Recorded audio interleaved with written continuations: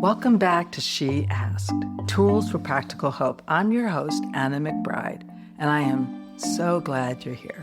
This space is about helping you understand what's going on beneath the surface in your life, whether it's your relationships, your career, or how you look at yourself.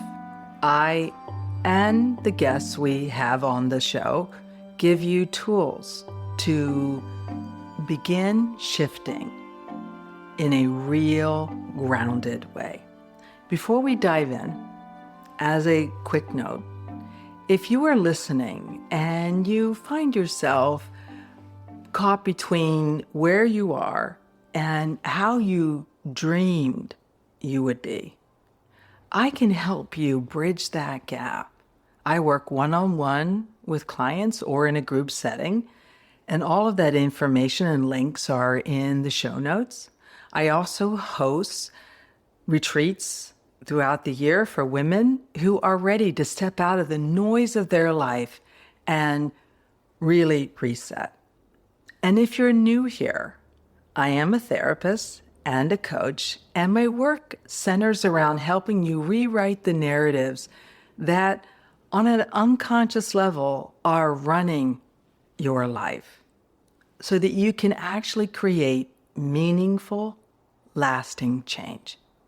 So with that, let's get into today's conversation. Today, we're going to be talking about a question that I have been living with for at least the last week, if not most of my adult life. And that is, why do I neglect myself?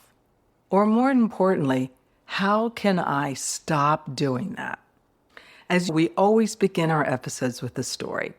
So today I'm going to be sharing a story, my story, about self-neglect.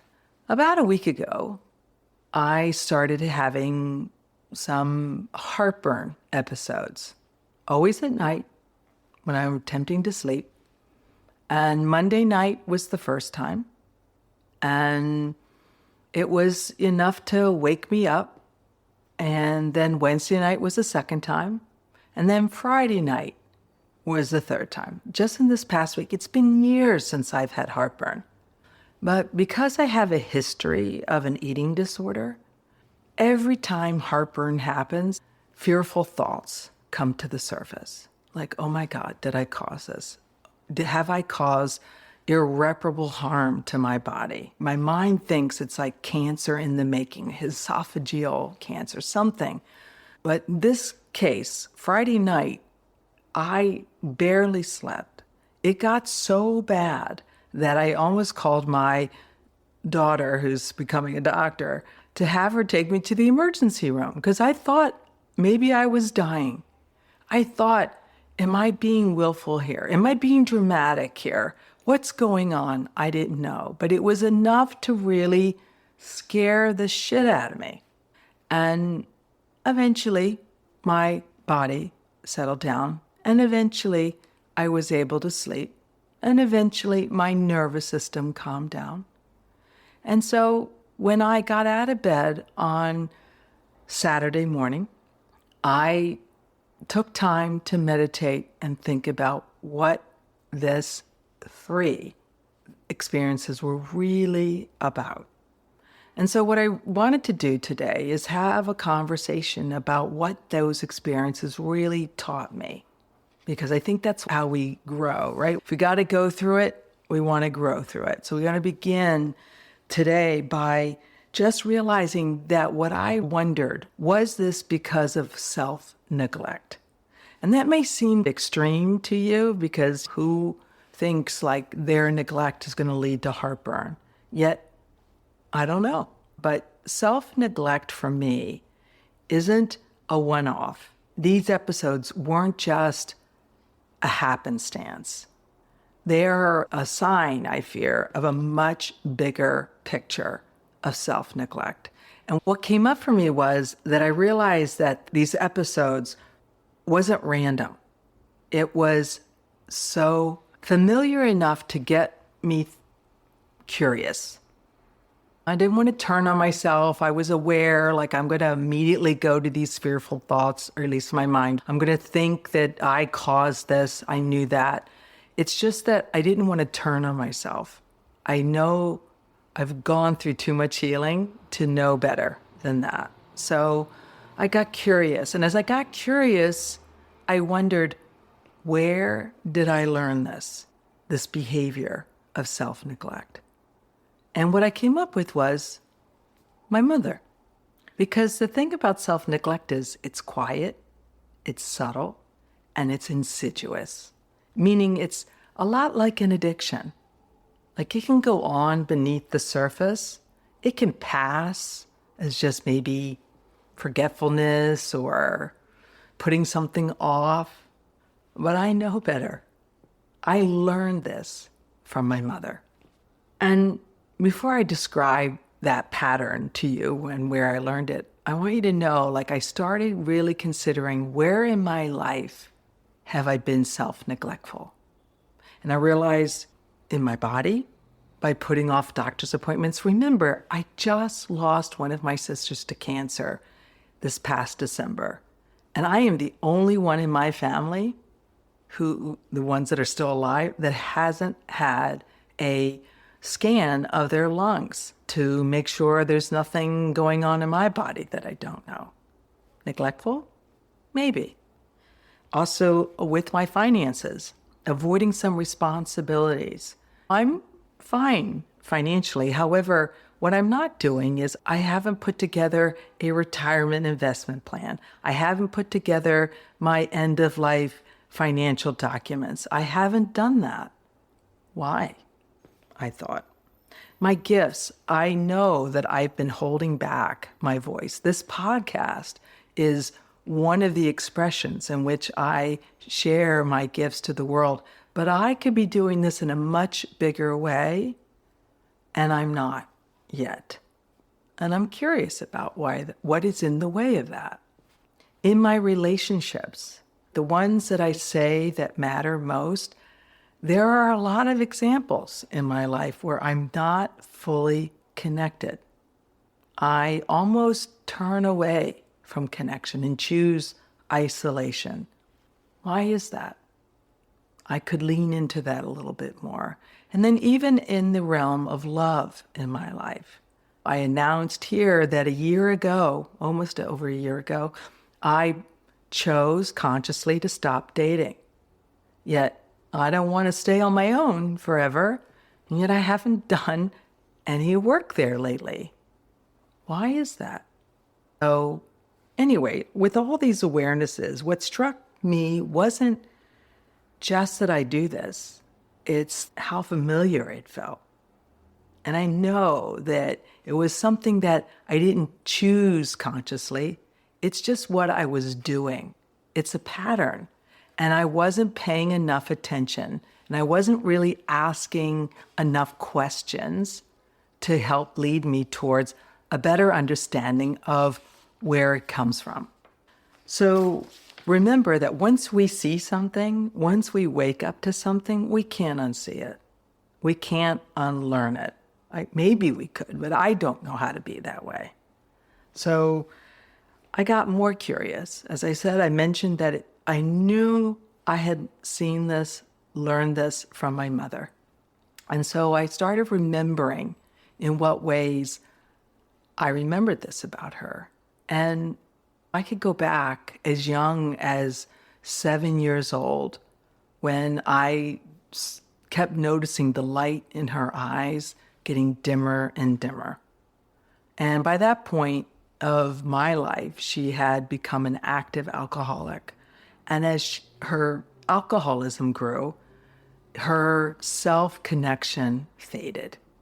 And there were many examples where she would be giving up on her voice, where she would give in to my father a little bit more, where she would just stop trying to be the big lively person that we all knew, and I know, looking back, she was. My mother wasn't always that way. She was a fierce, incredible woman, who fought really hard to have her freedom. Her immigration story is fierce and amazing.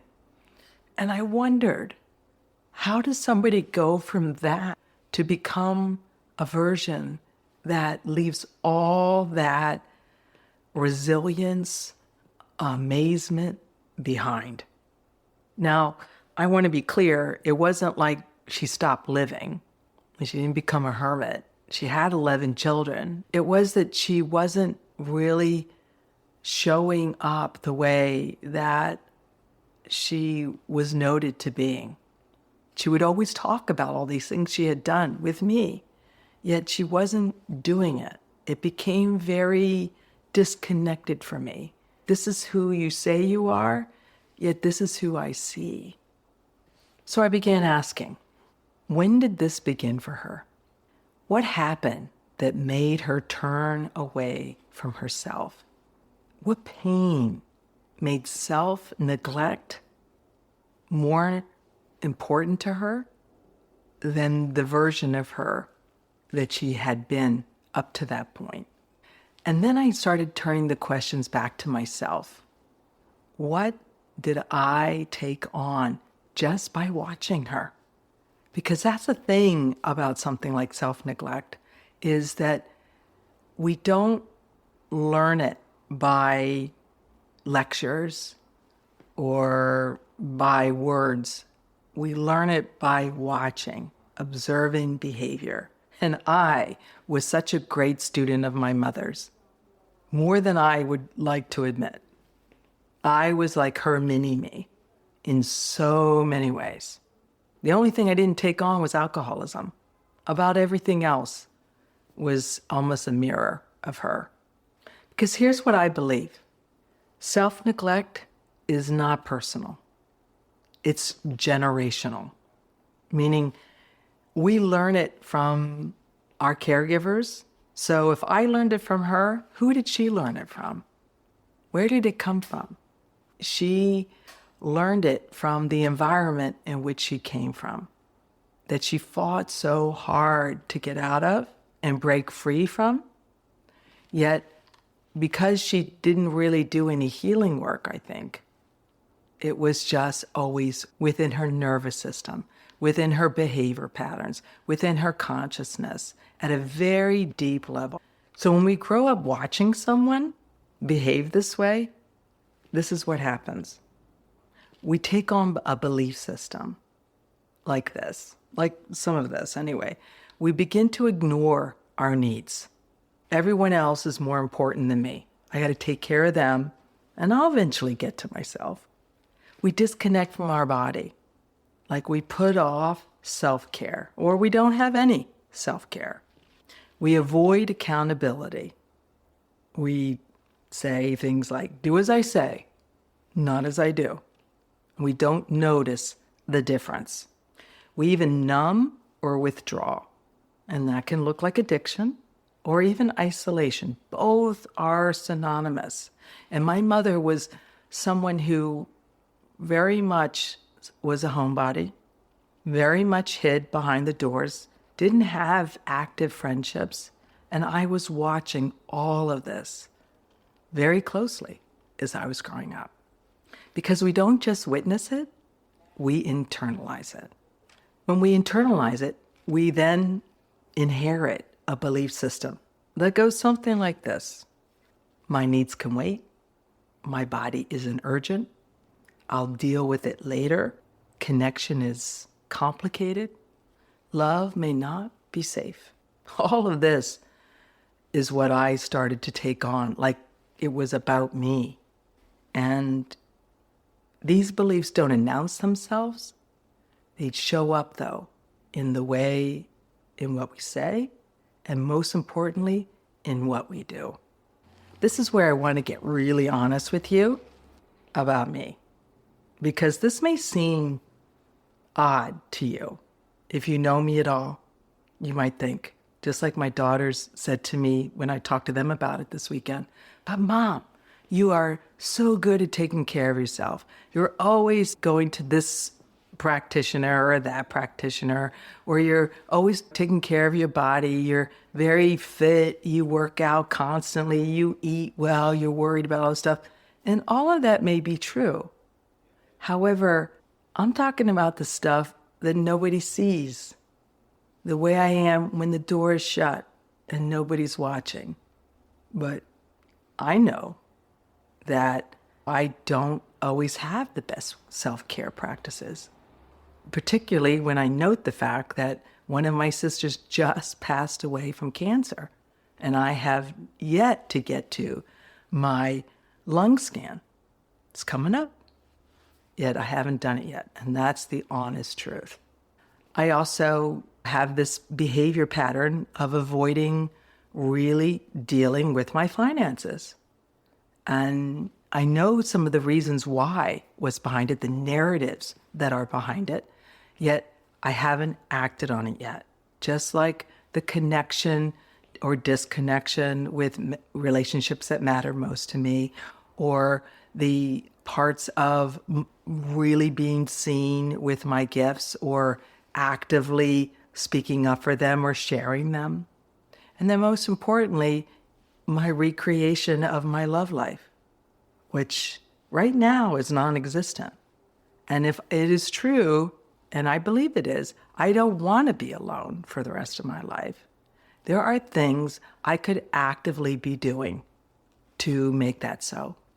So this is the level of transparency that I wanted this episode to be about, because I know I'm not unique that way. I know that there are other women, maybe you're one of them, who tune in and listen that might also share in this behavior pattern. And I want to invite you to start asking yourself real questions and spend time, like I did over this past weekend and every day since, really checking in with myself and holding myself accountable, because I am accountable to me. This is my life. No one's going to sweep in and fix this for me. Only I can do that. And this is where I want you to know, like, I became my own case study, right? I want to say to you, like, I'm not sharing all of this as though I have figured this out, that I fixed it, that I'm done.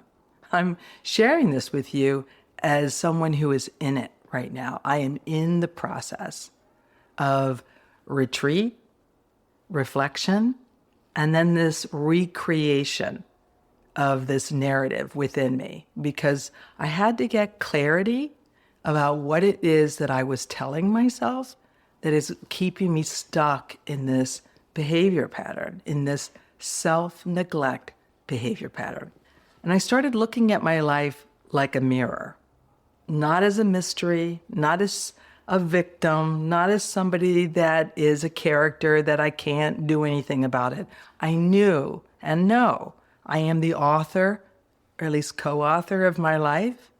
And so I can take a more active role, and I do want to make sure that I start making some changes, and I start writing new chapters, and I start creating new beliefs, new narratives, new behavior as a result of that. I know how to do this. I work with people on this. I just have to always be aware and vigilant that when I might be not doing that myself. Authenticity matters to me. So here I am, my own case study, and I want to share with you some of the things that I have learned. Instead of asking myself, what's wrong with me? I ask myself, what is the story that I've been telling myself that makes all this possible? What is that narrative? Because that is where I can make some changes. And there are many steps to this, but I'll just cut through to the chase of it. And that is that I was aware that I learned this from my mother. I inherited many beliefs from her, and a lot of them were self-neglecting. I also spent some time looking at in what ways currently am I not following through and taking care of myself in the areas of my life. I've mentioned them: my body, my finances, my relationships, my gifts, my love life, right? And so I got really clear about the ways in which a storyline maybe had been created there and how it's showing up in real life. When we look at it from a distance, it makes it a little bit easier because remember, that's what an author can do. An author can look at what's written or what's going on with a detached point of view and then say, how can I make this better? How could I shift, change, behave in a way that might free me from self-neglect? So this is where something shifted inside of me. I got excited. It was like a little mini retreat I created for myself on Saturday and Sunday. And not through force, not through discipline, but through this curious retreat and asking better questions. And here are some of the ones I asked. What am I postponing in my life? What am I avoiding and why? And what did I learn about my self-worth growing up in the family that I did? And what am I ready to do differently?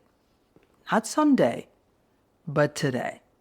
So I looked at all those areas that I mentioned with those questions, and I came up with some good answers because I am accountable to myself. If I want to take action, I have to be clear about what's going on, what's behind it, and what am I going to do about it. Now keep in mind, you don't have to have answers for all of them. Just let one of them open up something within you. And what opened up for me was that I realized that what I had learned, I can unlearn. And what helped my mother survive and also helped me survive is something that I can shift a bit in, make peace with, maybe let go of, or rewrite enough so that I can begin thriving and growing and becoming the version of me that I know, at least for now, I'm meant to be, which is much bigger, much brighter, and much healthier.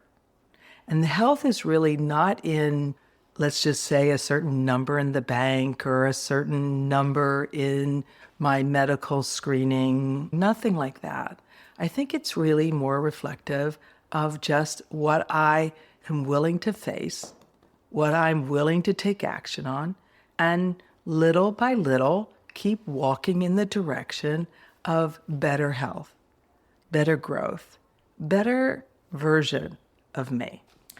And this is why I feel so deeply about the work that I'm doing with myself and with others, because I really do believe that there is medicine that is to be received, therefore healing that can come from rewriting your narrative. And this is why I created a retreat towards this, because spring for me is not just a season, it's a metaphor, it's medicine.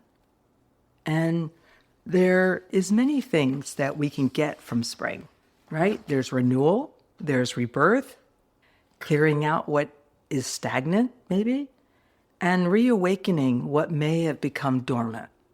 And when I look at my self-neglect, this whole experience that I described and the history behind it, I realized that when I look through the lens of spring, that it wasn't about punishment. It wasn't about anything like that. It was really about things that had gone dormant. Because there was a time in my life before I became my mother's mini-me that I also showed signs of such fierceness, such excitement. And it's not like it all died at that age, that tender young age of either 7, 8, 9, 12, 13. It was that over time, the weight of what I was watching, what I was observing, what I was copying, in other words, became bigger than the light in my eyes that happened when I talked about all my dreams. And so the light in my eyes started to dim. I have a friend who told me once, and I was not happy with him when he said it, but I don't think it was inaccurate. He said, "You're like a dead girl walking." And I was taken back. I was like, who wants to be described like that? He was like, the light in your eyes has gone dim. And I've never forgotten that description. And I look back at that time that he was knowing me to be like that, and he was right, much like my mother. The light in my eyes, the joy for my life, the joy towards my gifts, my passions, my version of me I always dreamt of becoming was fading. And I believe I've made my way back, but there's still these notes of self-neglect that, left unattended, could become bigger and could almost take me backwards. And I don't want that to happen. So I lean into this work. I lean into discovering ways in which I could be more aware, more attentive, more self-caring than self-neglectful. And this is where the work becomes embodied. So, which is why we created this retreat called the Medicine of Spring, in which I'm partnering up with one of my good friends, Rima Shah, who is an Ayurveda practitioner and someone that I've known for over a decade. We've studied together, we went to India together, and now we're coming back together to co-host this retreat in Hunter Mountain, New York. And this retreat is coming up at the end of May 29th through the 31st, to be exact.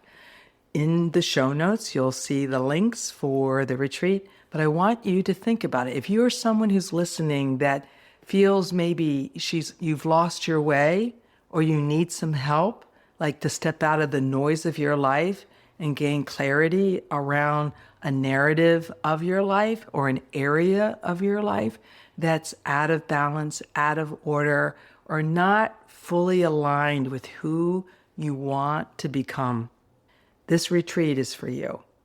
Because Ayurveda teaches us many lessons, this one primarily, that self-care is not an indulgence. It is alignment. And when you pair Ayurvedic practices with rewriting your narrative, it is medicine. It is a way for you to heal and build in the practices that are going to support you becoming the version that you want to become. And the whole idea of pairing these together is it will help you change your narrative and therefore change your life. This work is also about my children, to be honest. When I go through these moments where I think I'm maybe dying, I think of them, because I have 3 children, and I know there are other mothers out there that are watching this that may feel the same way, that when you go through some pain in your life, you're wondering, about them. And so what I got curious about is I was wondering is, what did they learn from me? Just like I learned it from my mother, what self-neglect practices did they learn from me? And although I can't heal them, although I can't fix it for them, I can be observant and I can be transparent and communicative of what I am working on for myself so that they can learn from that example. So I've already began the conversations with my daughters, and I plan to do it with my son eventually, about this idea of self-neglect and how it might be showing up in their life so that they can get curious and make some shifts so that they can be free of self-neglect and really have the life that they want.